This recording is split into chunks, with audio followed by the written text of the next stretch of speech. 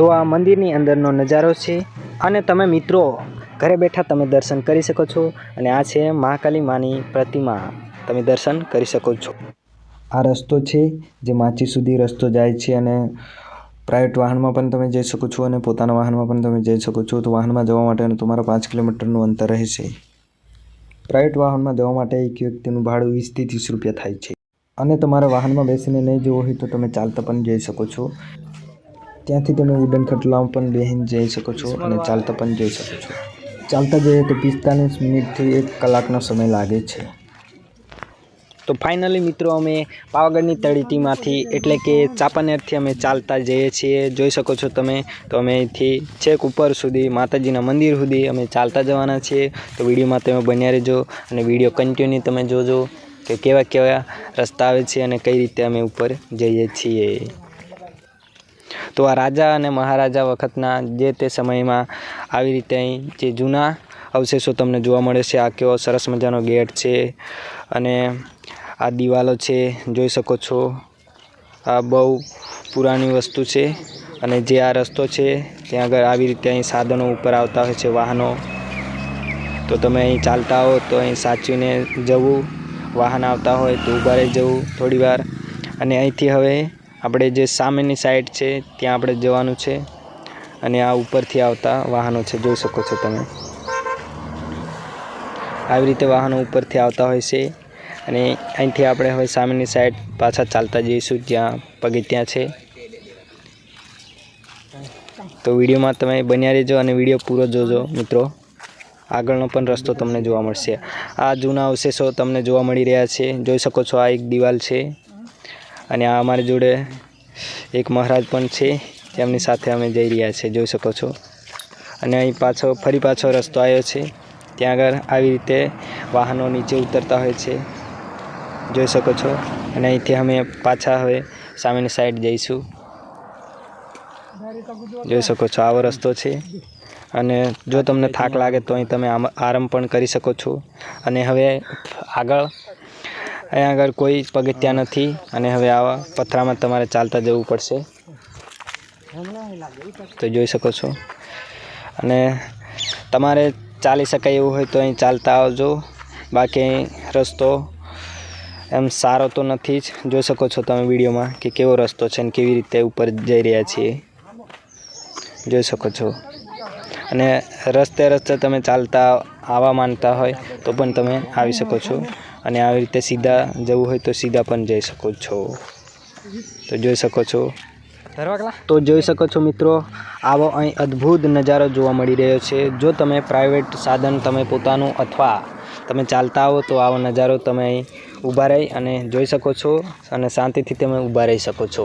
જો તમે બસમાં બેસીને આવો તો આવો નજારો ખાલી તમને જોવા જ મળશે પણ એનો આનંદ તમે નહીં માણી શકો, તો જોઈ શકો છો કે કેવો અહીં નજારો જોવા મળી રહ્યો છે। चलेगा तो गाइस आप देख सकते हैं ऐसे यहाँ पे रास्ता है।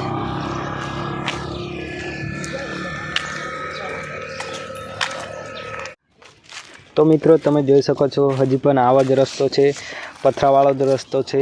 તો કેવી રીતે આગળ જઈ રહ્યા છે જોઈ શકો છો તમે।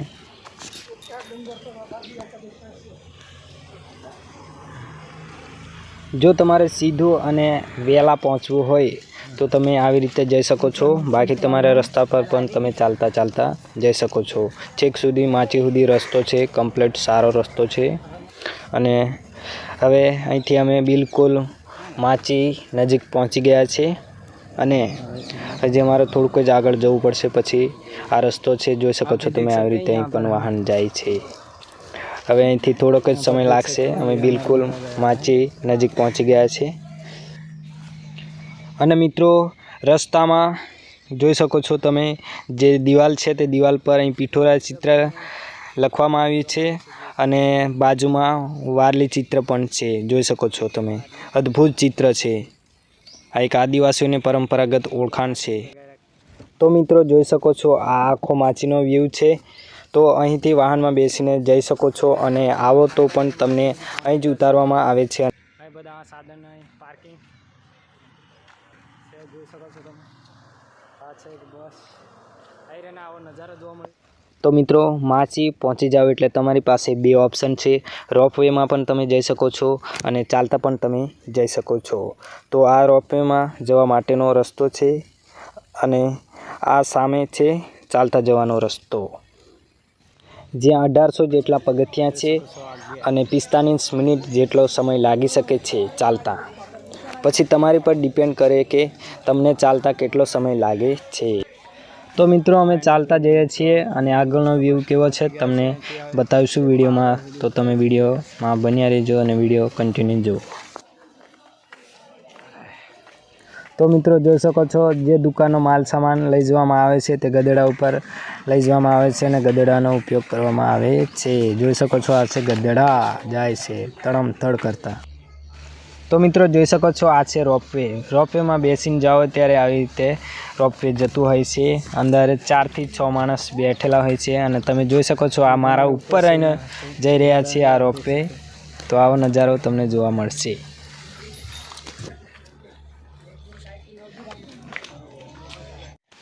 તો મિત્રો જોઈ શકો છો આ એક પ્રાચીન અવશેષ છે અને જેને મકાઈ કોઠાર નામથી ઓળખવામાં આવે છે. જે તે રાજા રજવાડાના સમયમાં આ કોઠારની અંદર જે મકાઈ મૂકવામાં આવતી હતી માટે તેને મકાઈ કોઠાર તરીકે ઓળખવામાં આવે છે. જોઈ શકો છો આ છે મકાઈ કોઠાર.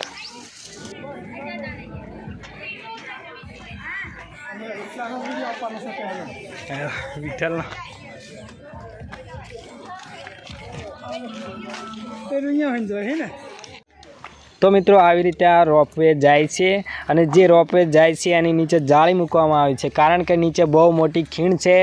ગમે તે થાય આ રોપવેમાં પ્રોબ્લેમ થાય અને રોપવે કદાચ નીચે પડે તો ચેક ખીણમાં નહીં પડે એના માટે આ જાળી મૂકવામાં આવી છે. તો જોઈ શકો છો અને આ કેટલી મોટી ખીણ છે એ પણ તમે જોઈ શકો છો. તમે જોયા પછી અંદાજ લગાવી શકો છો કે કેવી આ ખીણ છે. જુઓ આવી જ રીતે વિડીયોમાં તમને હજી આગળ કંઈક ને કંઈક નવું બતાવીશ તો વિડીયોમાં બન્યા રહેજો. તો જોઈ શકો છો ઉપર આવ્યા પછી આવો નજારો જોવા મળી રહ્યો છે. જોઈ શકો છો મિત્રો છેક ત્યાંથી આપણે ચાલતા ચાલતા અહીં ઉપર સુધી આવ્યા છીએ અને હજી આપણે ઉપર જવાનું છે. જોઈ શકો છો. તો મિત્રો જોઈ શકો છો આવા એક નજારો છે. જોઈ શકો છો આ લાઈટ જાય છે ઉપર અને આ બાજુમાં જે દેખાય છે તે ચૂંદડી બાંધેલી છે અને અહીંથી હવે આ દુકાનો છે. જોઈ શકો છો અહીંથી તમને રમકડાથી રૂમાલથી માંડીને બધી ચીજ વસ્તુઓ મળી રહી છે. જોઈ શકો છો આ વિડીયોમાં. અને અહીં પૂજાપાનો સામાન પણ તમને મળી જશે. જોઈ શકો છો ફોટા પણ છે અને આને કોઠા કહેવાય છે. એ ખાવામાં ઉપયોગ થાય છે. જોઈ શકો છો આ નારિયેળ પ્રસાદી પાણીની બોટલો. તો મિત્રો આ અલગ રોપવે છે જે અત્યારે જે મંદિરની આજુબાજુ કામ ચાલી રહ્યું છે ત્યાં મટીરિયલ લઈ જવામાં આવે છે અને બધા જ મોટા મોટા સાધનો આ રોપવે દ્વારા ચડાવવામાં આવે છે. કેટલો જોરદાર નજારો છે. તો આ નજારો તમને પાવાગઢમાં જોવા મળશે મિત્રો. તો જોઈ રહ્યા છો તમે આ છે છાશિયો તળાવ અને રાજા મહારાજના સમયમાં આ તળાવમાં છાશ જેવું પાણી હતું એટલે આને છાશિયા તળાવ તરીકે ઓળખવામાં આવે છે. અને આ છે રોપવેનો ગેટ. જોઈ શકો છો જો તમે રોપવેમાં બેસીને આવશો તો આ છાશિયા તળાવ પાસે તમને ઉતારવામાં આવશે. અને જોઈ શકો છો તમે બાજુમાં અહીં હોટલો પણ છે અને નારિયેળ પ્રસાદી પણ તમને અહીં મળશે અને અહીં આવી રીતનો નજારો જોવા મળી રહ્યો છે. અને જોઈ શકો છો આ છે દિગંબર જૈન મંદિર. જોઈ શકો છો મંદિરના કામકાજ પરથી તમે અંદાજ લગાવી શકો છો કે આ મંદિર કેટલા સમય પહેલાંનું છે. તો જોઈ શકો છો. તો અમે અહીંથી હવે દુધિયા તળાવ પાસે બિલકુલ નજીક પહોંચી ગયા છે. તો હવે તમને બતાવીશું અમે દુધિયા તળાવ. તો વિડીયોમાં તમે બન્યા રહેજો. તો અહીંયા પહેલાં રાજા મહારાજાના સમયમાં દૂધ જેવું પાણી હતું એમ કહેવાય છે અને અત્યારે આ પાણી નોર્મલ દેખાય છે. તો આ છે દુધિયો તળાવ અને અહીંયા તમે સ્નાન પણ કરી શકો છો અને ઘણા લોકો અહીંયા હાથ પગ મોં ધોવે છે. અહીંથી તમે પાવાગઢ મંદિરનો જોરદાર નજારો જોઈ શકો છો. સામેની તરફ કેટલો જોરદાર નજારો જોવા મળે છે. મંદિરે જવા માટેનો આ મેઇન ગેટ છે શ્રી શક્તિ દ્વાર. જોઈ શકો છો અને અહીંથી આપણે હવે આગળ જઈશું. તો મિત્રો આવી રીતે આપણે હવે ઉપર જઈશું અને આ જે પ્રવેશ દ્વાર છે, જે નવો ગેટ બનાવવામાં આવ્યો છે, આ ગેટ મંદિરની બિલકુલ નજીક તમને જોવા મળશે અને આપણે ઉપર જઈએ ત્યારે આવો કંઈક અદ્ભુત નજારો જોવા મળે છે. જોઈ શકો છો આ વિડીયો દ્વારા. આ છે દૂધિયો તળાવ. તો મિત્રો જોઈ શકો છો આ જે તળાવ દેખાય છે એની બાજુમાં છે નવલખા કોઠાર, જે તે પ્રાચીન સમયમાં અનાજનો સંગ્રહ કરવા માટે તેનો ઉપયોગ કરવામાં આવતો હતો. તે છે નવલખા કોઠાર. જોઈ શકો છો મિત્રો.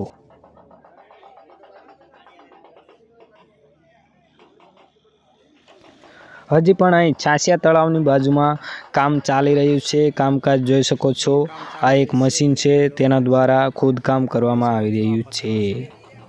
જોઈ શકો છો. આપણે ફાઇનલી મંદિરની સામે ઊભા છીએ અને દેખાય તો હું બતાવીશ. જોઈ શકો છો આ નજારો છે. અલગ અલગ મંદિરો પણ આવેલા છે. તો મિત્રો અમે ફાઇનલી મંદિરની અંદર પહોંચી ગયા છીએ અને જે સામે તમને દેખાય છે તે મહાકાળી માની પ્રતિમા છે અને અંદરથી આ રીતનું મંદિર જોવા મળે છે. અને ખાસ વાત એ છે કે હવે આ મંદિરની અંદર વિડીયો શૂટ કરવા દે છે, તો આપણે વિડીયો શૂટ કર્યો છે અને તમને દર્શન પણ કરાવ્યા છે. તો મિત્રો કમેન્ટમાં જરૂર જય માતાજી કે જય મા મહાકાળી લખવાનું ભૂલતા નહીં. જરૂરથી લખજો મિત્રો. તો મિત્રો સામે તમે જોઈ શકો છો જે શ્રી કાલિકા મંદિર ટ્રસ્ટ દ્વારા તમને અહીં પ્રસાદી આપવામાં આવે છે, જ્યાં તમે ભેટ આપી અને પ્રસાદી લઈ શકો છો. અને આ મંદિર પણ તમે જોઈ શકો છો કેટલી સરસ કારીગરીથી મંદિર બનાવવામાં આવ્યું છે. તો જરૂરથી આવજો મિત્રો નવા મંદિર જોવા અને મહાકાલી માના દર્શન કરવા માટે. ખૂબ જ મજા આવશે આ નવું મંદિર જોઈને. મિત્રો આપણા વડાપ્રધાન નરેન્દ્ર મોદી સાહેબે મંદિરના શિખર ઉપર ધ્વજારોહણ કર્યું, ત્યાર પછી અહીંયા ડેલીનું હજારોની સંખ્યામાં પબ્લિક આવે છે, જ્યાં નવું મંદિર બની ગયું છે જેને જોવા માટે અને મહાકાળી માતાના દર્શન કરવા માટે. તો હાલ આ પબ્લિક તમે જોઈ શકો છો. તો મિત્રો અહીંયાથી ભદ્રકાળી માતાનું મંદિર પણ દેખાય છે, તે તમે જોઈ શકો છો. જે સામે છે તે ભદ્રકાળી માતાનું મંદિર ત્યાં આવેલું છે. તો મિત્રો માતાજીના દર્શન કરીને નીચે ઉતરતા જ જમણી બાજુ જવાનું રહેશે, જ્યાં તમે નારિયેળ લાવ્યા હોય તો નારિયેળ વધેરવાનું રહેશે. જોઈ શકો છો અહીં લોકો નારિયેળ વધેરી રહ્યા છે. જો તમે નારિયેળનું તોરણ લાવ્યા હોય તો માતાજીને ચડાવીને પાછું નીચે લઈને ઉતરવાનું રહેશે. અને જે આ નારિયેળ વધેરે છે એની સામે જ જોઈ શકો છો આ છે ઢગલો, અને ત્યાં આપણે મૂકી દેવાનું હોય છે. જે નારિયેળનું તોરણ લાવ્યા હોય તે અહીં મૂકી દેવાનું છે. જોઈ શકો છો હજી અહીં કામકાજ ચાલી રહ્યું છે, એટલે આ ટ્રેક્ટર પણ રોપવે દ્વારા ઉપર ચડાવવામાં આવ્યું છે. જોઈ શકો છો. હેલો ગાઈઝ, તો અમે ફાઇનલી નીચે હવે ઉતરીએ છીએ માતાજીના દર્શન કરીને. મારી જોડે છે વિઠ્ઠલભાઈ કેમેરામેન, જોઈ શકો છો. અને વિડીયોને બંધ કર ખુદ. તો મિત્રો તમને અમારો આ વિડીયો ગમ્યો હોય તો વિડીયોને લાઈક કરજો અને વધુમાં વધુ તમારા મિત્રોને શેર કરજો. અને આવા જ વિડીયો જોવા માટે અમારી ચેનલને સબસ્ક્રાઈબ ના કરી હોય તો સબસ્ક્રાઈબ કરી નાખજો મિત્રો. તો અમે નવા વ્લોગ લઈને આવશું આ ચેનલ પર, તો સૌથી પહેલાં તમારા મોબાઈલમાં નોટિફિકેશન આવી જશે. જય માતાજી.